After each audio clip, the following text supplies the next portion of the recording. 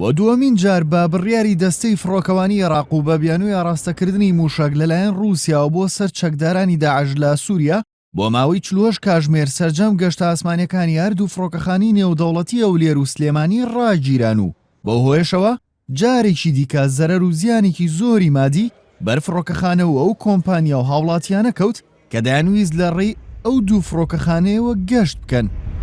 دووەم جارە گەشتەکان ڕاگیرن بێگومان هەموو گەشتەکان ڕاگیران گەشتە مەدەنیەکان بە گەشتەکانی هێڵی ئاسمانی عێراقیشەوە بە پێی یاسایەوە ئەم ڕێنمایە کە دەرچووی ئێمە پابندین بە جێبەجێکردنیەوە بە پێی یاسا هەر کاتی ئەو عێراق زانیکەوە بارودۆخی ئاسمانی ئەم منتیقی وایە دەکەوە مەترسی دروستکە لەسەر فڕۆکەکان وەکو ئەوان ئەڵێن بێگومانی ئەم پابندین ئەگەر جارێک چەندین جارێک دووبارەی بێتەوە ئێمە مەجبورین کەوا پابند پێوەی. هەفتەی ڕابردوو کاتێک بە هەمان شێوەی ئێستا بۆ ماوەی 48 کاتژمێر گەشتە ئاسمانیەکانی هەولێر و سلێمانی وەستێنران بەشێک لە لایەنە سیاسیەکانی هەرێم ڕایانگەاند کە هەرێم نابێت بێدەنگ بێت لە بەرامبەرە و کارانەدا، بەڵام سەبارەت بە وەستاندنی ئەم جارە سەفین زەی وتەبێژی حکوومەتی هەرێم بەیانارتی ڕاگەاند هەرێم نیگەرانیەکانی گەیاندۆتە حکوومەتی رووسیا وتیشی پێدەچێت لەسەر ڕاگررتنی گەشتە ئاسمانیەکانی هەرێم بەغداد لەگەڵ مۆسکۆدا هەمانگی پێویستی نەبێت. ئێستا ئاسمانی کوردستان بەدەست هەرێمی کوردستان خۆیەوە نییە بەدەست سوڵتەی تەیرانی مەدەنیوە لە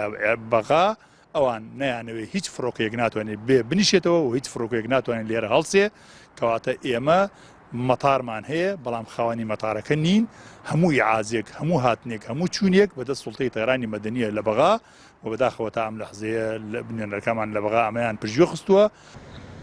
زیانەکانی وەستاندنی گەشتە ئاسمانیەکان جۆرا و جۆرن و بەشێک لەو کۆمپانیانەی کە لە هەرێمی کوردستاندا کاری فڕۆکەوانی دەکەن وەک خۆیان دەڵێن زیانێکی زۆریان بەرکەوتووە. ئێمە وەکو کۆمپانیا بەڕاستیەکەی زەرمەندێکی گەورە ئەبین لەبەر ئەوەی هیچ پلانێک نەوە بۆ کانسڵکردنەوەی ئەم گەشتە داوا لە حکوومەتیش دەکەم کە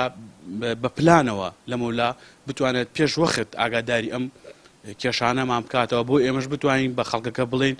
کە احتیاطێکی خۆی وەربگرێت بۆ ئەوی بتوانێت بە ڕێگەیەکی تر چارەسەرێک بۆ کێشەکانی خۆی بتوانێت سەفەر کات.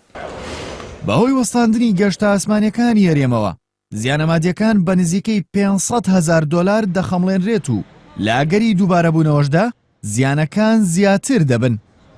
لە ئێستادا و لە نێو شاری سلێمانی و هەرێمی کوردستاندا بە شێوەیەکی گشتی تاکە فڕۆکە کە بوونی هەبێت ئەم فڕۆکەیە ئەویش دەستکردی خۆمانە و ڕەنگە دوا ڕۆژ بە بڕیارێکی دیکەی حکوومەتی ناوەند ئەم فڕۆکەیەشمان لێ بسەندرێتەوە. ژاردەباغیە نارتی سلێمانی.